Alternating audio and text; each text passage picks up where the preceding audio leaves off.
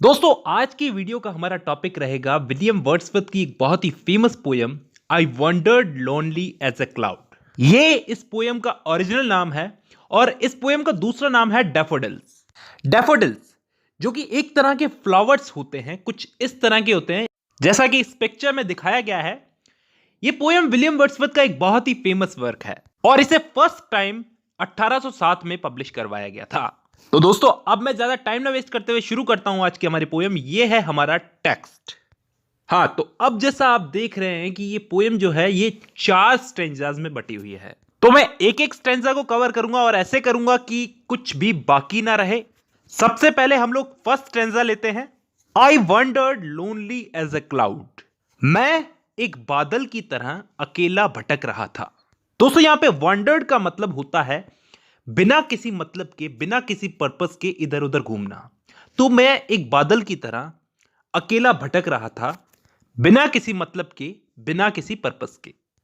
That floats on high over vales and hills. जो कि Wales और हिल्स के ऊपर से फ्लोट करते हैं, यानी कि बहते हैं। फ्लोट करने का मतलब होता है बहना। वेल्स और हिल्स का मतलब होता है घाटी और पहाड़। तो जो बादल घाटियों और पहाड़ों के ऊपर से बहते हैं उनकी तरह मैं भटक रहा था अकेला। When all at once I saw a crowd। यहां पे all at once का मतलब है अचानक। तभी अचानक मैंने एक भीड़ देखी। क्राउड का मतलब होता है भीड़। तो तभी अचानक मैंने एक भीड़ देखी। A host of golden daffodils. A host का मतलब यहां पे है एक झुंड सुनहरे डैफोडिल्स का। Golden daffodils.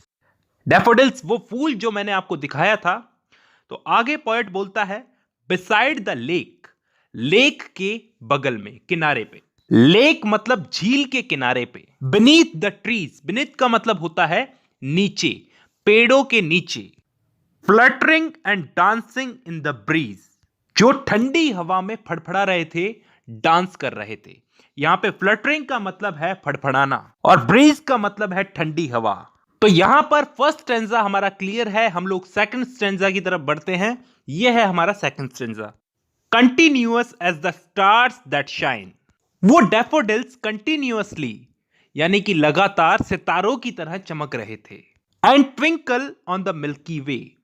और ऐसे ट्विंकल कर रहे थे, ऐसे टिमटिमा रहे थे जैसे आकाश गंगा में सितारे टिमटिमाते हों। यहां पे मिल्की वे का मतलब आकाश गंगा है। They stretched in never ending line. यहां पे स्ट्रेच्ड का मतलब है खिंचा हुआ या तना हुआ। तो उन डैफोडिल्स की एक खिंची हुई सी, लंबी सी, तनी हुई एक बेल्ट बनी हुई थी, एक लाइन सी बनी हुई थी जो कि नेवर एंडिंग थी, जो कभी खत्म होने वाली सी नहीं लग रही थी। इतनी लंबी लाइन में ये लगे हुए थे। अलोंग द मार्जिन ऑफ बे। और झील के किनारे भी वो लगे हुए थे। 10,000 सा आई एट अ ग्लांस। दोस्तों यहां पे ग्लांस का मतलब है एक नजर में, एक झलक में। तो एक ही बारी में, एक ही झलक में, एक ही नजर में मैंने 10,000 डैफोडिल्स तो देख ही लिए। Tossing their heads in sprightly dance. जो अपने सिरों को, अपने हेड्स को खुशी से डांस करते हुए इधर उधर पटक रहे थे। ये टॉसिंग का मतलब होता है इधर उधर पटकना और स्प्राइटली का मतलब होता है खुशी से। यहां पे हमारी पोएम का दूसरा स्टेंजा भी कंप्लीट होता है। अब हम चलते हैं तीसरे स्टेंजा की तरफ। The waves beside them dance. लहरें भी उन्हीं के बगल में डांस कर रही थी। जो लेक में लहरें उठ रही थी वो भी उन्हीं डैफोडिल्स के बगल में डांस कर रही थी। But they outdid the sparkling waves in glee. लेकिन फ्लावर्स ने वेव से बहुत अच्छा डांस किया। फ्लावर्स ने लहरों से बहुत अच्छा डांस किया। A poet could not but be gay.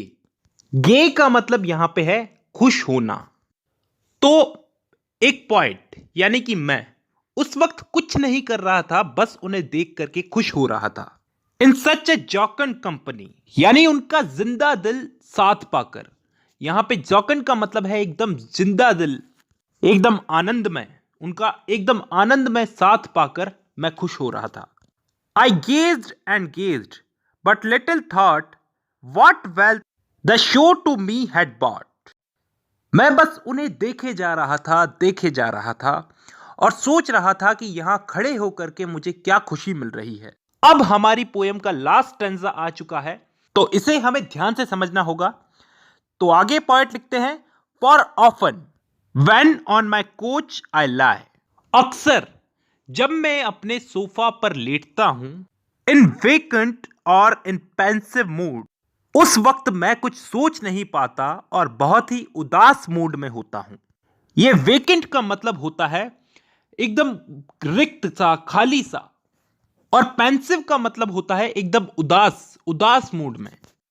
They flash upon that inward आई, तो ये दृश्य मेरी आंखों के सामने आ जाता है। इन फूलों को जो मैंने देखा है, ये दृश्य मेरी आंखों के सामने आ जाता है जब मैं उदास सा सोफा पे पड़ा रहता हूं, which is the bliss of solitude, और ये चीज मुझे खुशी से भर देती है।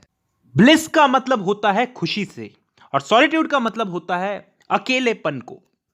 And then my heart with pleasure fills, और फिर मेरा हृदय खुशी से भर जाता है।